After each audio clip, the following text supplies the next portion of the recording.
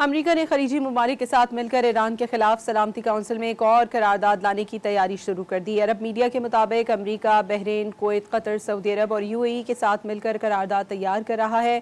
قرارداد میں ایران سے آبنائے ہرمز میں تجارتی جہازوں پر حملے بند کیے جائیں اور جہازوں سے ٹول لینے کا سلسلہ ختم کیا جائے۔ اقوام متحدہ میں امریکی مندوب کے مطابق قرارداد میں یہ بھی مطالبہ کیا جائے گا کہ ایران آبنائے ہرمز میں بارودی سرنگیں بچھانا بند کرے اور موجودہ بارودی سرنگوں کے مقامات سے آگاہ کرے۔ امریکہ نے خلیجی ممالک کے ساتھ مل کر ایران کے خلاف سلامتی کونسل میں ایک اور قرارداد لانے کی تیاری شروع کر دی۔ عرب میڈیا کے مطابق امریکہ، بحرین، کویت، قطر، سعودی عرب اور UAE کے ساتھ مل کر قرارداد تیار کر رہا ہے۔ قرارداد میں ایران سے آبنائے ہرمز میں تجارتی جہازوں پر حملے بند کیے جائیں اور جہازوں سے ٹول لینے کا سلسلہ ختم کیا جائے۔ اقوام متحدہ میں امریکی مندوب کے مطابق قرارداد میں یہ بھی مطالبہ کیا جائے گا کہ ایران آبنائے ہرمز میں بارودی سرنگیں بچھانا بند کرے اور موجودہ بارودی سرنگوں کے مقامات سے آگاہ کرے۔